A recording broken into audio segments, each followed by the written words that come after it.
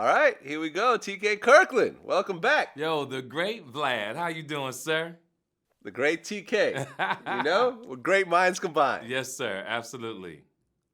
How's everything with you? You know what? Looking Life good, is looking good. healthy? Life is good. I have no complaints. I came in town to make sure I take care of this. I got a situation with an attorney because last time I spoke to you, I'm pretty much my own agent, my own manager. And I was supposed to drop my Netflix special last year. I had met a gentleman a year ago who said he had an attorney that could do X, Y, and Z. A year passed. I paid the gentleman the amount of money to help with the Netflix deal, the Amazon deal. Vlad, to this day, nothing. So I'm in town after I take care of this tomorrow, have a meeting with him, and make sure that he understands that he has a producer. So he either have to give me my money back or we have to do something because we're in the business of producing, So I feel bad that I came on the show, promoted my Netflix special, Breakfast Club, etc. And I just didn't want to look like a man that's just out there just lying and nothing got accomplished. So I got to set it off tomorrow and see what this guy's going to do because it doesn't take much to get it on. I already filmed it. I already paid to have it packaged, right? So now I just got to get it on. So we'll see where it goes from here. Hey, man, I'm looking forward to it. Yeah. I'm a big fan. Yeah, specials off the chain. Well, since last time that you were here, I had interviewed D.L. Hughley. Yes. He's a regular, yes. Regular guest on VladTV. And what I didn't know was he said that you were actually his mentor. Yes, still am to this day. And it's a good thing because him, Mike Epps, Godfrey Dancham, about out of everybody, DL embraced the knowledge that I gave him the best. Taught him not how every job, you got to take every job. All money's good money to a hustler. Believe it or not, the way he dresses, I used to dress like that back in the day until I hooked up with NWA. And then when I hooked up with NWA, I went to T-shirts and jeans. But he understands the concept, the work ethic, to be polite to people. And I just really love that he never forgot about me, about where it really came from. And that's awesome. So salute to DL again one more time. Yeah, I mean, he actually named one of his sons after you, right? Named one of his sons. He's tattooed, all the stuff, down to the T. So. Oh, he tattooed TK Kirkland on his arm? Well, no, if you see his tattoos on his neck, his chest, his arms, DL was never like that. So he got that from his big boy, too, at the same time, which I love. Oh, okay. Yeah, and I like that I've been low-key all these years. A lot of people don't know that I've been behind a lot of people and sent a lot of people out here in this universe and made them millionaires. Yeah, that's a good thing. Yeah, man. That's dope. That's dope. I love DL, man. Yeah, literally awesome. One of my favorite. But I know what guests. Though, DL, you have been reading a lot because his vocabulary is on a whole nother level, and I love that about him. He said that you actually used his dental insurance to get your teeth fixed. Matter of fact, he got his teeth fixed on my dental plan because I worked at the LA Times. My wife's still mad at me about that now. My son, Kyle Aris Hughley, is named after his son. Matter of fact, this tooth right here, I was in an accident and it went dead. So we went into the insurance company. He let me use his dental thing. And I think he said I didn't pay the bill. I thought I paid the bill. So DL, if I didn't pay the bill, damn it, forget it. You made millions on top of that. Just like, thank you, TK. Yeah, he said that his wife gave him a hard time for years after that. Is that right? You know what? And the great thing about them, because the next time DL comes on, let them know before everybody got rich, I was the rich guy. So when he used to come to my home when he was a youngster, he would see the marble floors and all this. He was like, wow, this is how I want to live. Because when I first met him, he had a 1-bedroom with 9 bedrooms worth of furniture in 1 bedroom. And I was like, yo, y'all got to sell some of this shit. What the hell is going on? So he had the work ethic because he worked at LA Times. I don't know if he ever told you that. He was a supervisor at LA Times in Santa Monica. Had a staff of about 20, 25 people. And you could tell then he was a solid guy and very disciplined. And I love that about him. Good dude. Man, and now he's the millionaire. He's the rich guy. Yeah, he's a rich guy. I'm very proud of him. Yeah, man, I am too, man. I know we live close to each other. We talk all the time. Right. Yeah, man, it's a dope guest with a very dope vocabulary. Like I would actually have to look up certain words Yep. after the interview sometimes to Right. realize what he said. Yeah, he's awesome. I'm proud of him. Well, you also know Terry Crews. I very well. And Terry Okay. Crews, what can I explain about Terry Crews? I want to give people the inside depth of Terry Crews because I've known Terry Crews over 25 years. We go that far back from Michigan. What people don't know about Terry Crews is an excellent writer, excellent discipline. Believe it or not, I wanted to I wanted my life to be like him years ago because he was an honest guy. He loved his wife. Even though he was this big, strong dude, he was a man of too sensitive for me. Like to be that strong, to me, he wasn't a man's man. He was just a nice guy. And I said, that's how you make a marriage work. Because you couldn't be, I'm thinking now, I'm young now. I'm thinking that's how you make a marriage work. Because she was really running. His wife was really running everything. And I said, look, so he had some problems. You know, I helped him pay his rent. I used to send him and his wife out to dinner. I mean, we was close. So when our friendship went separate ways, it hurt me for like a long time because he's the only person that truly knew all my street business, all my cases, because we used to go back and forth. And with his religious background, I felt compelled to just share it with him because he truly was the only person I truly trust. But he thinks different than most of the world. He's always been different. Well, did you guys have a falling out? Yeah, we had a slight falling out. And the falling out was Terry Crews was super broke when we was friends. I'm talking about super broke. But because I loved him so much, I tore, I'm always touring. So I said, T, won't you come on? Because he had just did the movie Fridays. He still was broke. He was about to lose his house. And I said, yo, just come on the road with me. I'll pay you $500 a week just to come on stage to say, hey, I'm Terry Crews. That's the love I have for him. All he had to do is come on stage and say, Terry, and I paid him. Well, Cat Williams was on the rise at that time. And believe it or not, I was bigger than Terry Crews and Cat Williams at that moment. Well, the promoter in Miami, we was doing a date as we was getting close. The promoter called me and said, hey, we don't need Cat at that time. Cat wasn't really that big. We don't need him. And it's basically called in the black community, it's called the chillin' circuit. Even though you're doing black clubs, you understand. It's black clubs, right? So the guy said, TK, we're just going to use you. We just use you, and we'll get Cat later. We tried to call Cat, but Cat didn't pick up the phone. Cat still came to town. Now, Terry Crews, being a friend of Cat and being a friend of mine, took a side because I guess Cat pulled him to the side and said, hey, TK still needs to give us our money. And I said, Terry, listen, what we'll do is we'll catch Cat on the next show. This show is nothing the guy can do. That's just the way that chillin' circuit thing works.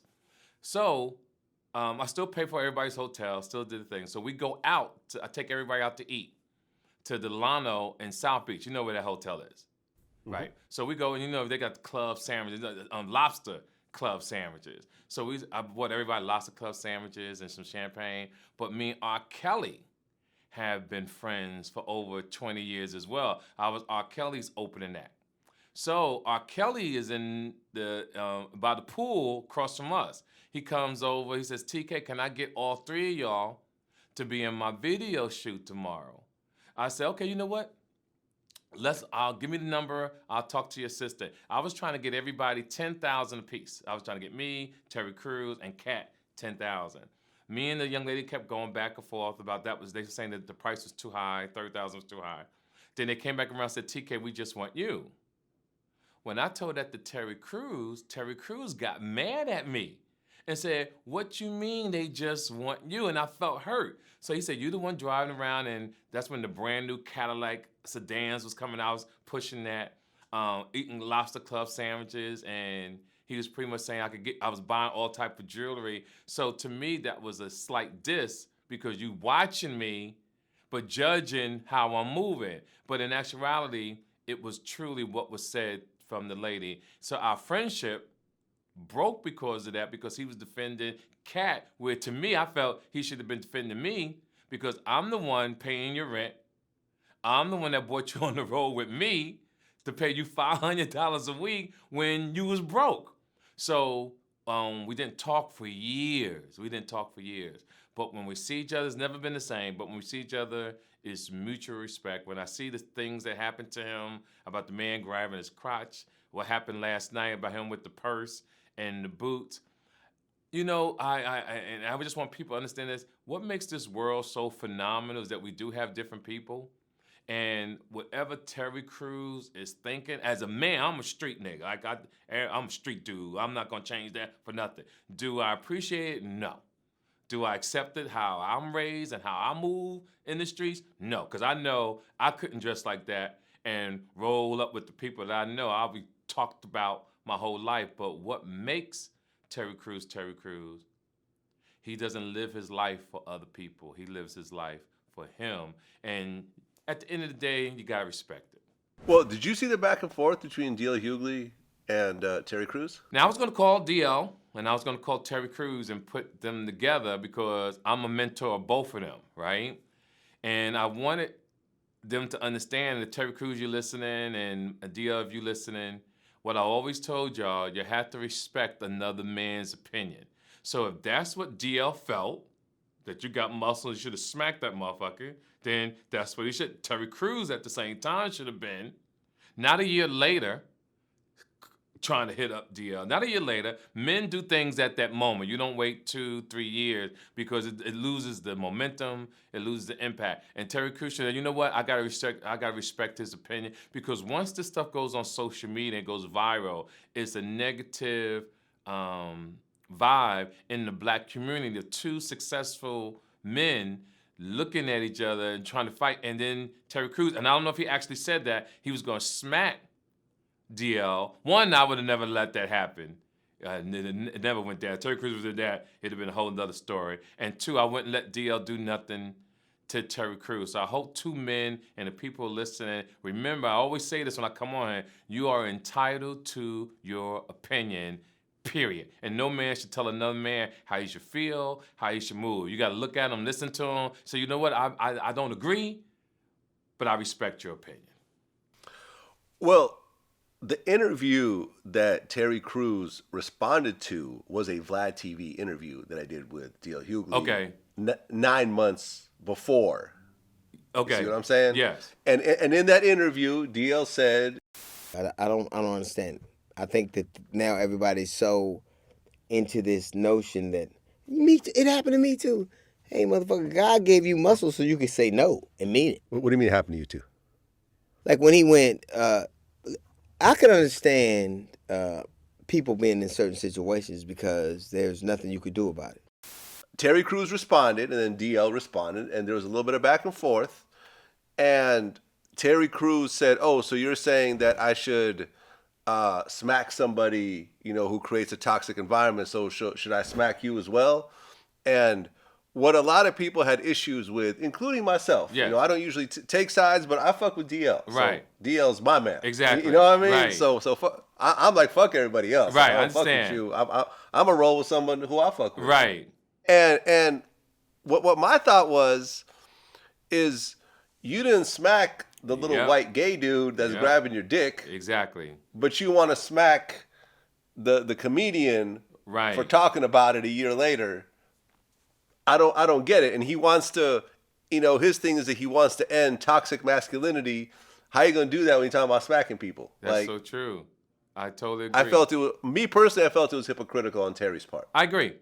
And I read it, and I didn't want to take sides. I just read, some things is beneath my intelligence. I try not to respond to it, but because they're friends of mine, I was like, yo, this don't make no fucking sense. But let me put a word out to the word about men. There's men who see things a different way, but from me, I'm talking to the strong men out here right now in the world that stand for something. If anybody, especially with your wife, your bitch, your side bitch, grab your motherfucking dick. We're gonna keep it 100. You're supposed to choke that motherfucker in the corner. You ain't gotta beat him up, but you put him to the corner, you put your hand right under his motherfucking neck with the pinky out, because when the pinky out is not a felony. And you tell him, motherfucker, don't you dare disrespect me again in front of my, I'll pop. See, I know I would have hit the motherfucker. Like, I know. I ain't no doubt about it. I'd have swung. Whatever would have happened. But like I told everybody again, Terry Crews moves and thinks differently. And every time he's on air, every time he does something, he proves that he thinks and moves differently. Well, now with the whole, because you mentioned the whole purse and high boots thing.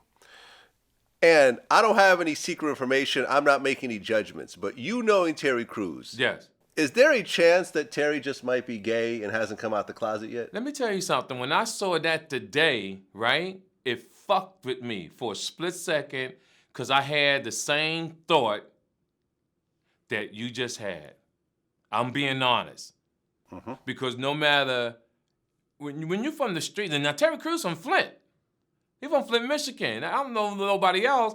Some of the coldest gangsters I know come out of motherfucking Flint, Michigan. So what the fuck he was trying to prove with the purse and the boots, I don't get it because it doesn't prove anything.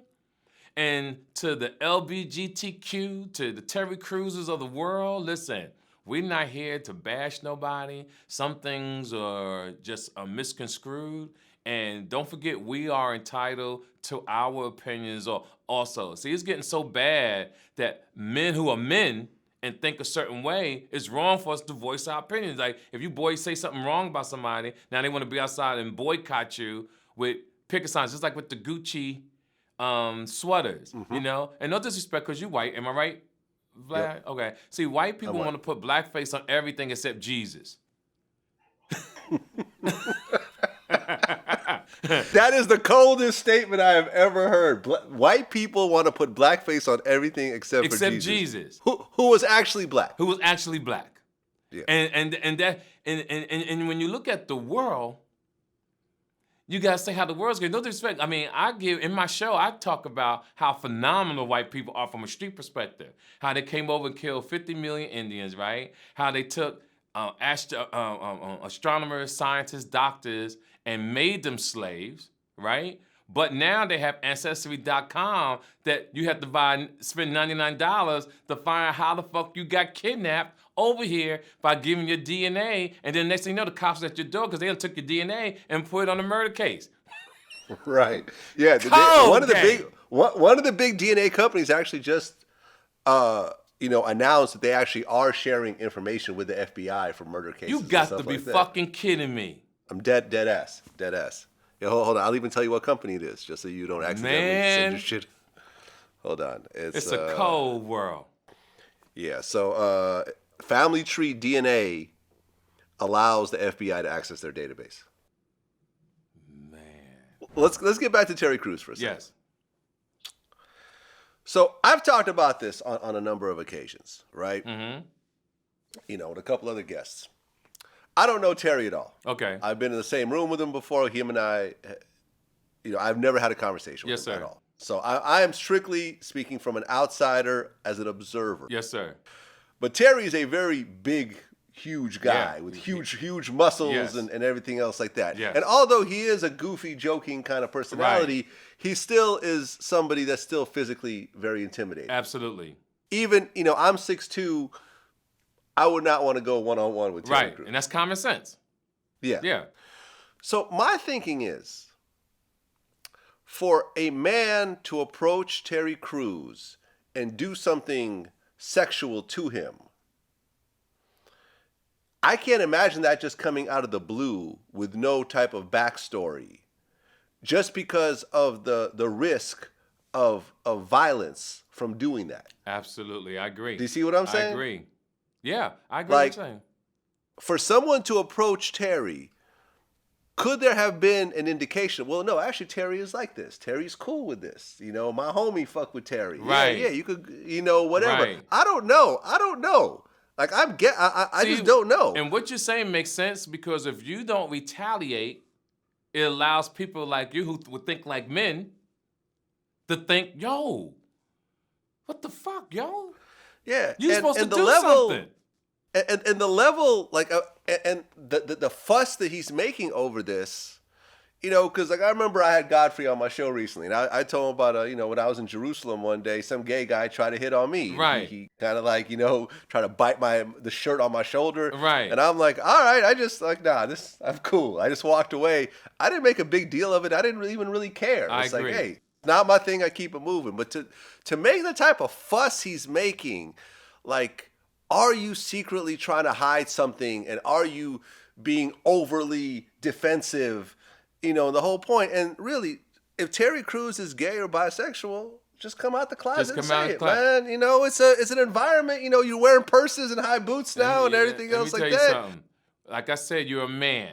I'm a man. To all the people who have no problem being men in today's world, because it's a hard thing being a man today. When a man that you think is a man doesn't do what men are supposed to do, this is what you allow people's minds to start thinking, regardless of, I'm gonna do this to defend masculinity or whatever he's trying to defend with the boots and the purse. Real motherfuckers is gonna think this way. And this is how, and Terry, you upset about it, I'm sorry, but this is what happens when you put men like us and men around the world who watch this show in position. What the fuck are we supposed to think? Because a man was supposed to check a motherfucker. A man, no disrespect, ain't coming to no award show also representing the black community, wearing boots and a motherfucking purse. I'm sorry. I had a problem when LeBron James came to the fucking press conference with that big ass purse and the shorts on. And I respect LeBron, but I'm gonna tell all these young men out here, yo, pull your motherfucking pants up, act like grown men, get your paper right, do the right thing in life. You understand what I'm saying? Now, if you want to be motherfucking gay, okay, you be gay. But we need men out here to be strong and stack your money and raise these other little kids who are coming up to be men. Because you got to read the book, The Willie Lynch Letter. Have you ever read that book? I read parts of it. Yeah. I read the passage. Yes. Some passages from it. Get Yeah. that book, ladies and gentlemen. It'll show you what the world and the government has been trying to do to men for years, and it's working. Just read the book, and I rest my case right there. And God bless you, Terry Crews. You different, but people watching you, baby. Yep. People watching. Do your thing. Do your thing, Terry. So you mentioned earlier that you knew R. Kelly. Known for years. Okay. Did you watch the documentary that came out? I saw a little bit, and I had to turn from it because when I saw the little young lady in the chair crying, and since I have daughters, I didn't want to get emotionally caught up in that or make a judgment. But from hearing different things from people around this country when I'm touring, there's levels, like I always say, there's levels to this conversation. Now, you got people complaining, but I'm like, why was parents taking their children to his concert, for one? Why was parents letting their kids go backstage with R. Kelly, for two? Three, why was parents taking their children to his home? Four, you have men on that show, crying about their daughter. Vlad, again, real motherfuckers know that if your daughter and you knew she was in the building, you ain't gonna sit outside and pretend that she's in there, whether you're gonna do it yourself or you're gonna bring a crew or you're gonna find out, because he's easy to find. R. Kelly on tour all the time. So it's easy to find him, and you kidnap that motherfucker, whatever. And then five, if R. Kelly dick is that good as a player, you're supposed to motivate bitches. You ain't supposed to take them from their parents, put them in the room, and fuck over their mental stability or their insanity. You fuck them and you send them home. You make sure that they go to school, they listen to their parents. And bitch, you want to come back over here and fuck me later tonight? Be here about 7:30, 7:45. That's what players do, but you don't take them from their motherfucking family. Well, that's how I feel. Did you see any of the underage stuff? Let me tell you how I always moved with all the artists I worked with, everybody. I was my own independent man. And what I mean by that is I didn't ride on the same bus with them. I never went to their after parties. I never hung out. Because I pretty much was much older than everybody, and I moved a certain way. So when all the shows me and R. Kelly did, right? Not once was we ever in the dressing room together. And all the shows that I did with him, I'll do my show, I'll go out in the audience, watch a little bit of him, go to my hotel room, and I'm catching the next flight to the next city while they catching the bus. I was just doing my thing, but I always heard about the young women. I always heard about that. But you got women, we live in a society now that the moral responsibility has declined over the last 20 years. You can be a murderer today and be walking down the street tomorrow and people will take their picture with you. Whereas when we was coming up, you saw somebody that was a murderer or a crime, you crossed the street. You didn't want to be seen with them. So we have no moral judgment no more. People just do what they want to do. The kids out here, they're not reading. They don't know nothing. The parents out here don't have no damn common sense. It goes back full circle how I used to, in my show, who raised you? Because that is such a powerful statement about men and women out here in this universe who are not properly prepared. Were you around Aaliyah at all during the time you were opening up for R. Kelly? No, that's when he was just getting started. So I knew her very well. She was a nice young lady. Me and her was not close, but whenever we saw each other, we showed mutual respect. Hello, how you doing? And that was it. And I couldn't wait to see her grow up to be a woman because she was so thin when I knew her. And I just knew that as years go on, if she developed into a woman, she was going to be awesome. That was going to be a beautiful thing to see. Yeah, I mean, a real crazy story between those two. Yeah, very crazy. Because she was 14. Yes, that's and that's my daughter's age. They got married when she was 15. Right. Yeah, that's bad. She was like 20, 24, or maybe even close to 30. Yeah, man. But he sold his musical rights to his mom. What do you mean? Did you know that? R. Kelly No. has no publishing. When he got with Aaliyah, I guess to make all this go away or whatever the problem was, he sold he gave his publishing away to his mom. He gets no publishing. Well, but that's his mom. No, I mean, I'm sure to her mother. You're saying R. Kelly sold all his publishing to Aaliyah's mother. Exactly. Not sold, gave it to her. Sold. Gave. Okay. Gave. Hold on. Let me look this up. Yeah, look this up. I love it. I love you got the computer right there. I want to make sure I'm right too. Okay. I don't see anything about it. You don't see anything about it? Publishing. I don't see anything about it. Okay. So let's not air it then if we don't really truly 100% know. Yeah. Or we can air about it. We can air and cause controversy, but you about credibility. Right. Well, we're not sure. So we're not sure. You heard this story. I heard this story. I'm not sure if it's true. Okay. But I mean, I'd actually heard the story that the reason they got married was because she had gotten pregnant and that he was trying to marry her so he wouldn't get hit with a statutory rape charge. That's and did you also hear the story that he had sex with her and her mom? Yeah, I saw something about sex with her mother, with Aaliyah's mother. Right. You know, as I did that quick search. Yeah, man, it's pretty crazy. It's pretty crazy. And remember when the sex tape came out? Yep. That's when I was really in their camp at that time because I was doing Timbaland's album. See, I did Timbaland, the first album when he first came out. So me and Timbaland's father was very, very close, manager. And he was managing Timbaland and R. Kelly. And if I'm not mistaken, being on the inside, R. Kelly fired the manager. The manager, I guess somebody had sent him that tape to get revenge back on R. Kelly, was the one that sent it to the Chicago police, and that's how he caught the case. And I used to do jokes about it because I think R. Kelly fought that case for 5 years. Like a normal person fights a case 2 years, right? And the judge, like, you come to court the next day, 5 years. So I used to come on stage and say, R. Kelly just go to court and say, I'm doing the album, and just walk off, and they'll say, okay, we got to extend it. But never have I seen 5 years. Yeah, I've never seen 5 years either. 5 years he fought that case. I've never seen 5. And he beat it because ultimately the girl and her parents said it's not her in the tape. Exactly, yeah. So you had essentially a victimless crime. But yes.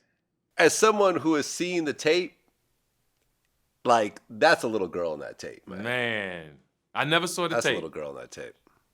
I saw the tape. Okay. Yeah, because you wanted to see if it was really R. Kelly. Right. I mean, they're literally selling it in the hood, like in the swap meets and stuff like that. Sure yeah, on VHS. So I'm like, okay, well, let me just see if it's R. Kelly. Right. And I was like, oh, that's R. Kelly.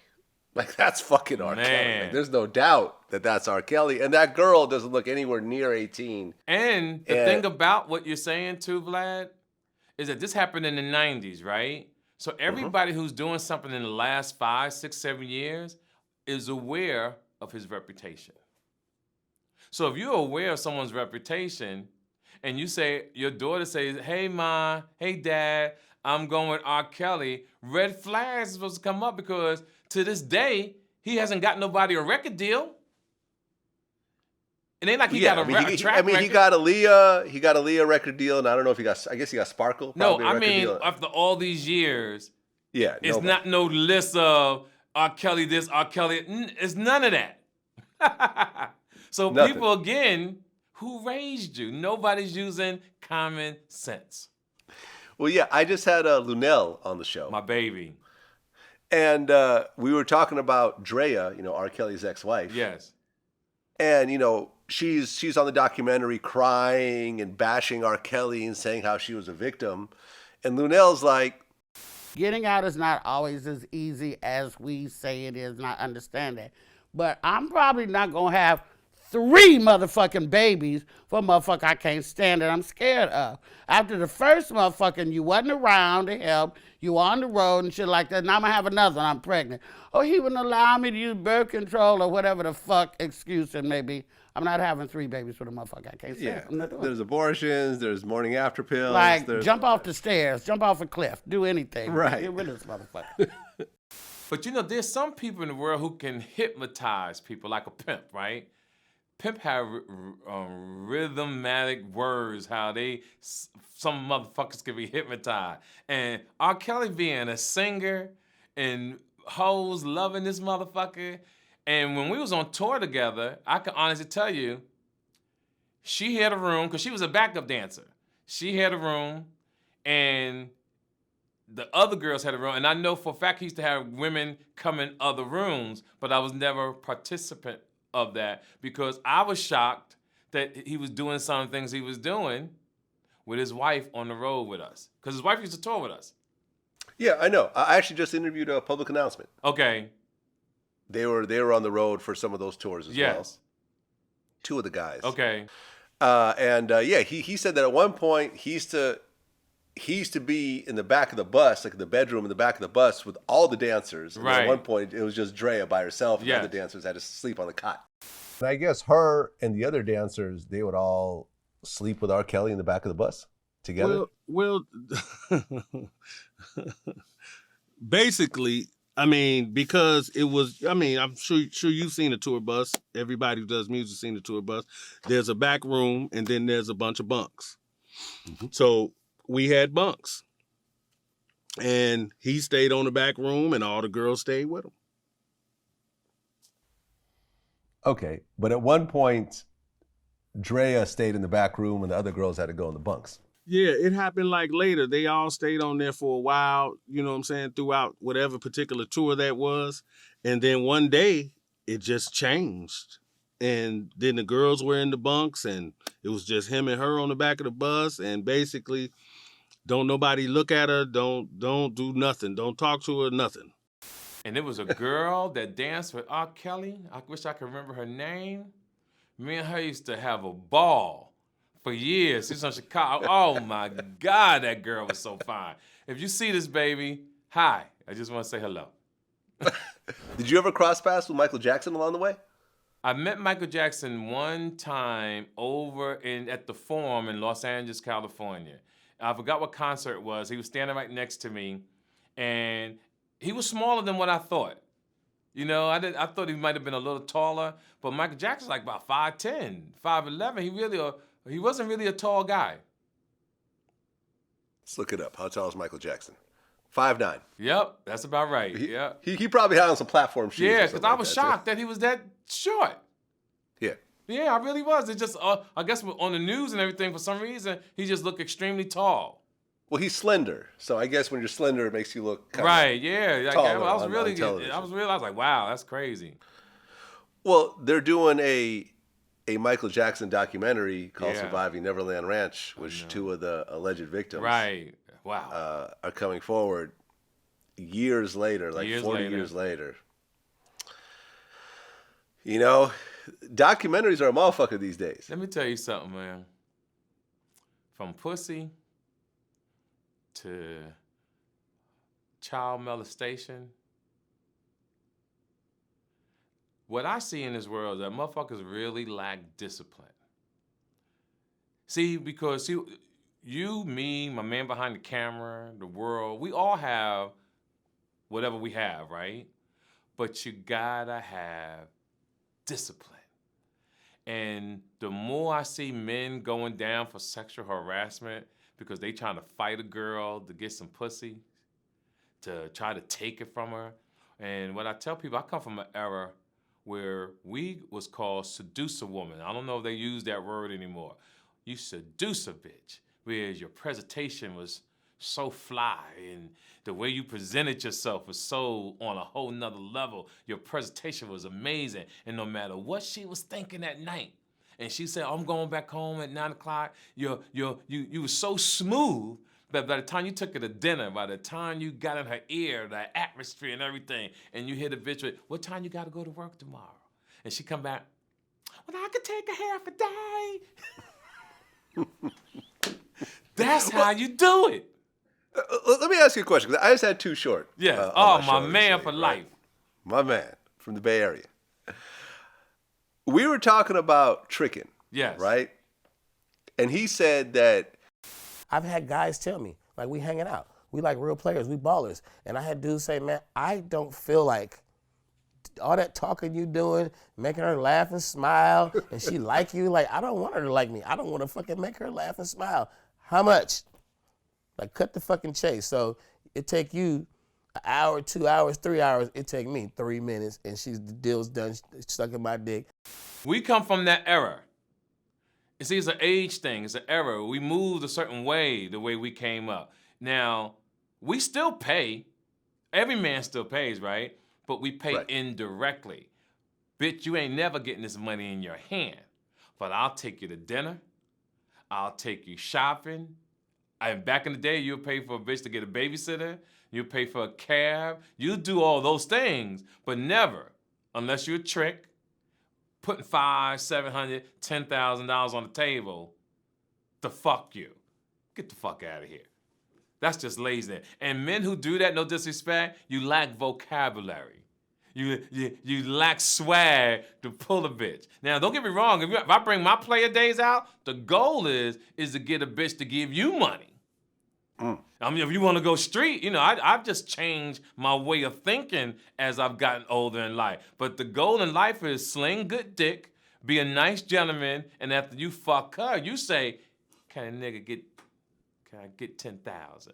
And if you fucking good, bitch, she got it, bam. Well, I mean, he said, and he understood the whole concept of paying money, because he said, I feel like at the same time, if you buy pussy, if you negotiate with her and say, how much do I have to give you for pussy? That's blatant tricking. Right. I feel like if you're like going on dinner dates, if you're taking trips, if I'm buying a plane ticket, flying you out, whatever, I'm not buying the pussy. You don't have to fuck me. You feel me? We doing this shit. This is what I'm doing. But I'm not expecting anything like a plate of food at an expensive restaurant is a blowjob trade-off. And we're not doing it like that. Right, but I'm gonna take you to another level, right? My whole life I've been single. And yes, I used to pay to fly women out, right? But I learned something. When you start fucking with boss bitches, I'm talking about women who out here really getting it. You know what they say? I'll pay for my own flight and still fuck you. And I left them women years ago who I had to pay for their tickets because I realized I was in the wrong lane. I was fucking with bitches who were liabilities, not an asset. And that's what men got to start doing. You have to explore your competition. When you're sitting there talking to a woman, you got to say to yourself, is she a liability or an asset? And flip the coin, because women who are going to hate going to say, well, what about men? And you too, ladies, when you sit down and talk to a man, you got to understand, is he a liability or an asset? You got women out here and men out here fucking each other and both you broke. Like, what the fuck, yo? You letting a man that ain't got no money nutting you, and both y'all on a air mattress on the floor. Is you out your motherfucking mind? Well, I mean, shit. The richest man in the world, Jeff Bezos, Yes. just got caught up with a side chick Yes. with no prenup. And no prenup. Now, No prenup. if I'm not mistaken, him and his wife had been separated though for a while. Not sure. Not sure about Yeah, that. that is true though. That I did read that they had been But broken up at for a this while. point, the whole mistress thing is in the open, and they actually just announced today that because the National Enquirer had like Right, some pictures or text something. messages and pictures and stuff Right. like that. They just found out that it was his side chick's brother who got those pictures and sold them to the Enquirer. Ain't that a bitch? The richest Damn. man in the world, man. Damn. It just shows how sex is the downfall It's of the every downfall man. because when you got that kind of paper, or even you got $1,000, gentlemen, let me make sure it's clear. My aunt always told me, my Aunt Ruth always said, CYA, cover your ass. And you got to cover your ass, especially like, even if he had the side chick, he wasn't supposed to put it in the open. Like, we're going to go to the opera, bitch, we're going to the opera, but you're going to sit in the front row, I'm going to sit in the back and enjoy yourself, and we meet at the Ritz-Carlton around the corner. You go in one door, I'll go on the door, because I got too much money to lose. And that's what I'm saying about men. You can't allow pussy to destroy your empire, like Les Munez from CVS, who his situation where he got a $120 million package, and because he had women on the payroll that would come in and suck his dick on the payroll, they won't give him his $120 million. Damn. Over some ass. I mean, yeah. I mean, shit. Look at Harvey Weinstein's. The Weinstein Company is bankrupt. I Yes. mean, like, look at how many incredible films they put out. Man. God damn. And- Like, it happens. It's been happening throughout history. But you know throughout what's history. interesting? And Harvey is I Weinstein had- should have been the coldest player of them all. Like, he ain't have to fuck everybody or be disrespectful. He could just take a girl out to dinner on some real smooth shit and say, look, you want to win an Oscar this year? Can I take you to Italy? Can I take you around? Like, you got to be smooth about it because he's not the most handsomest guy in the world. So that's when Right. your presentation, your swag got to be more. And if a woman says yes, you cool. If she says no, back the fuck up, because there's 7 billion people on Earth. You mean you couldn't fuck the next person coming up? That's all I'm saying. I had Nick Cannon on my show recently. Okay. And we talked about, because he has two baby mamas at Yes. this point. He has Mariah Carey, who he has twins with. Right. And then He has had a baby after another- Mariah?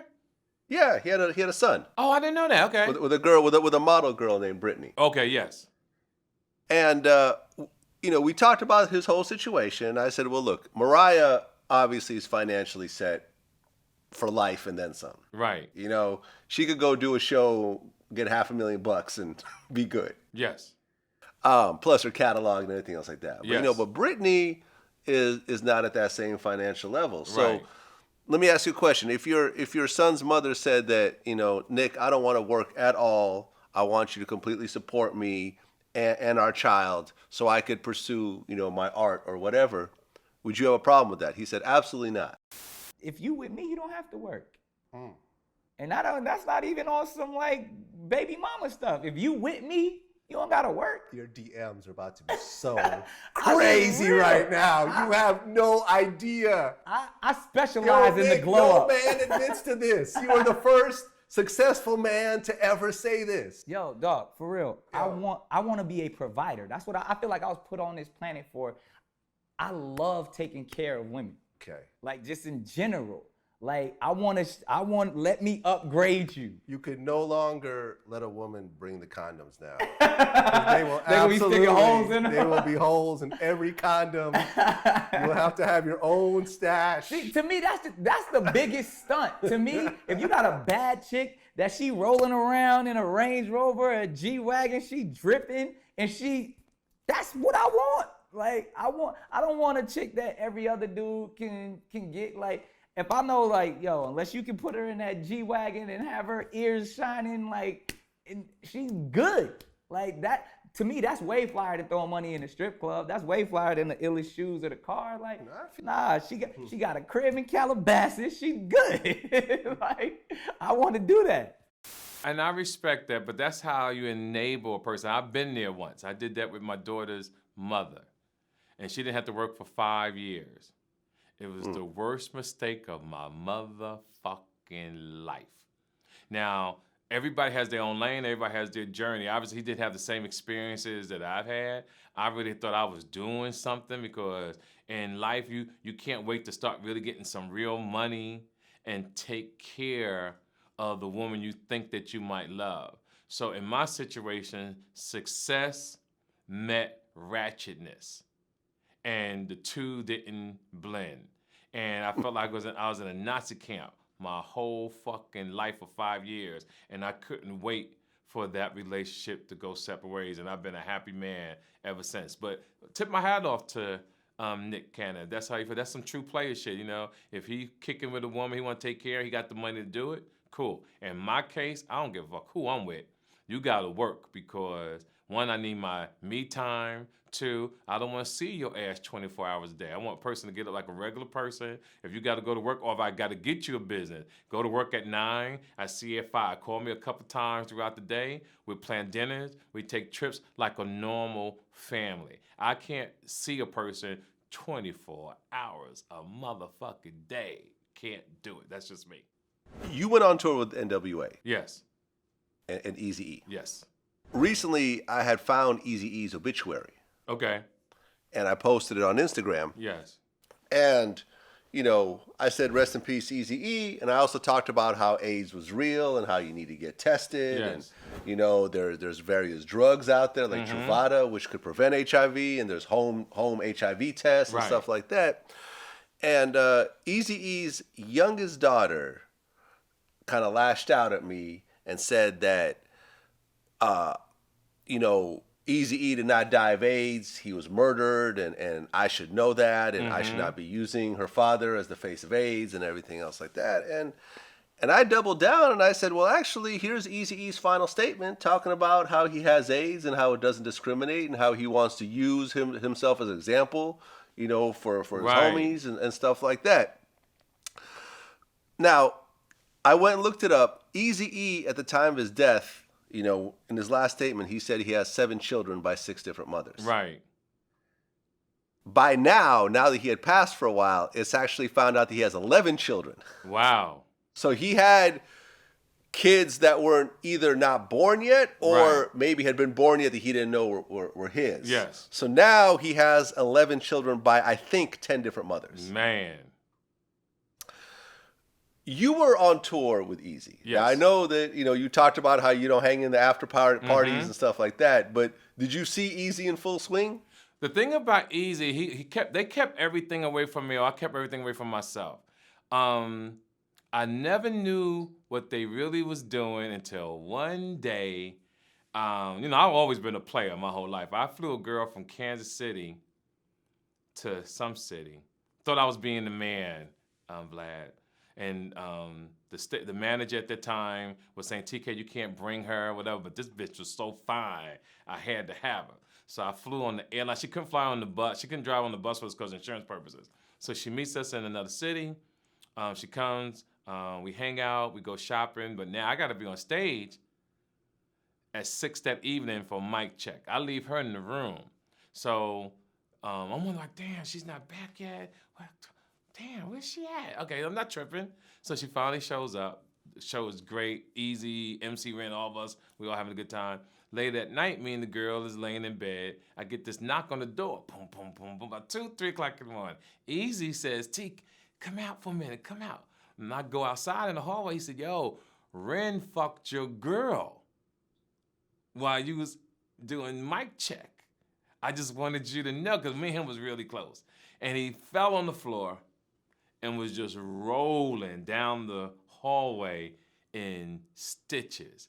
And I had to take the girl, put out in the hallway, take her shit, put out in the hallway, and never spoke to her again. Just as a man, I couldn't let her stay in the room with me like that. So I think I talked about this before. So again, salute to MC Ren for showing me how, at that time, hoes ain't shit. You know, but Eazy had a lot of kids. A lot. He And was actually, He was fucking. Yeah, yo. and actually, on a Howard Stern interview, he said he never uses condoms. Yeah, he likes to fuck. Never. Obviously. So when you look at that situation, you say, okay, here's a man, and like some of these kids, like for example, like the girl who complained about my post, her older sister replied and said, well, this girl is our sister, but she only found out that Eazy-E was her father a couple of years ago. Okay. Eazy-E, I guess, was on tour in, I guess, Ohio or something, and had Okay. a one-night stand with Right. her mother, and she had never met him. His mother only met him one time, and she said this girl doesn't have any inside information about what really happened to Eazy. Okay. So of course Vlad saying that Eazy had AIDS, that's what was put out in the world. Yeah. But at the end of the day, man, if you are going to be fucking everyone out here with no condoms, you are going to catch something. You're gonna catch something. That's You're why gonna catch something? my sex life has gone from 100% down to 2. Like, I don't really have time for the sex anymore like I would like to. So I just look at women and stare and say, damn, bitch, 20 years ago, I'd have fucked the hell out of you. Now, I just buy you a drink and okay, I'm gone. Bye-bye. Because I ain't paying for no valet parking. I ain't feeding a bitch. I ain't taking nobody shopping. Nah. Nope. Nope, you're over it. I'm over it. Like, I got daughters. I like to do things for them. My kids, I like to do things for them. That's what I do. So a girl really had to be special to me for me to tiptoe into my piggy bank to do something for you. You got to be real special. Well, since last time we talked, Tekashi 6ix9ine got picked up by the feds. Man. I don't know. Raylo, the other rapper from Alabama, Atlanta, you know what I'm talking about? Who's that? It's a Raylo. It's a rapper. Let's Google him real quick. You'll see. Raylo? Is it Raylo or Rollo? He's a Rollo. rapper too. Yeah, Rollo from, I've interviewed him before. Rollo from Atlanta. Yeah. So here's the thing with these young kids. I came up with a lot of hustlers. And when you was out in the 80s and 90s and you took their picture, they saw the camera coming up, they walked away. If you got a picture of them, they will follow you and say, yo, can I have that camera back? I can't have my picture taken. I don't get the mentality of these youngsters who grow up. You look at their pictures 2 years prior, they look like Sunday school kids, shirt, tie, slacks, become a rapper, and now want to get into a gang, want to become violent, not understanding a lifestyle they have no knowledge about whatsoever, so they get brainwashed and become something that they're not. Then when they get locked up, they find out it's for real. And to the youngsters out here, stop, please, putting your business on social media. I don't get it. Y'all kill each other. Then when the cops pick you up, you're crying like bitches. Y'all rob people, you're videotaping it. Even with the people with the cameras who you see somebody fighting, you got your phone out and you're videotaping them. Let me explain something to you. You ever see me getting my ass beat, run. Because if I get to the car, anybody in the area, I'm shooting every motherfucker by it. Because I've been jumped twice, Vlad. I've been jumped twice.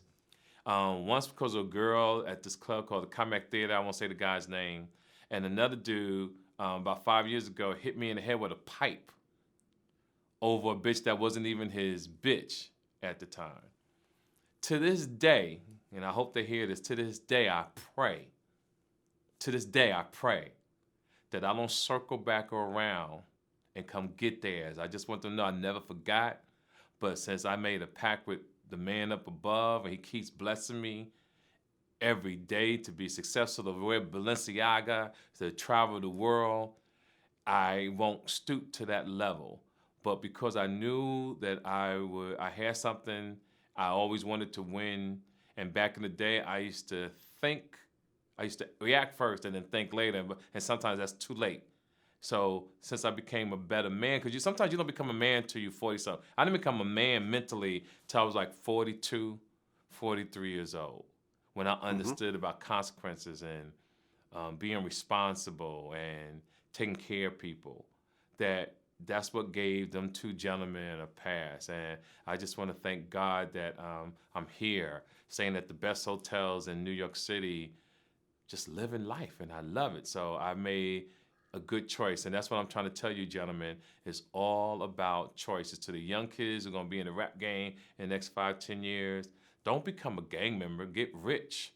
Take care of your family. Get rich and travel the world. Get rich and date beautiful women. Fuck them on the beach, on the balcony, and wear a condom.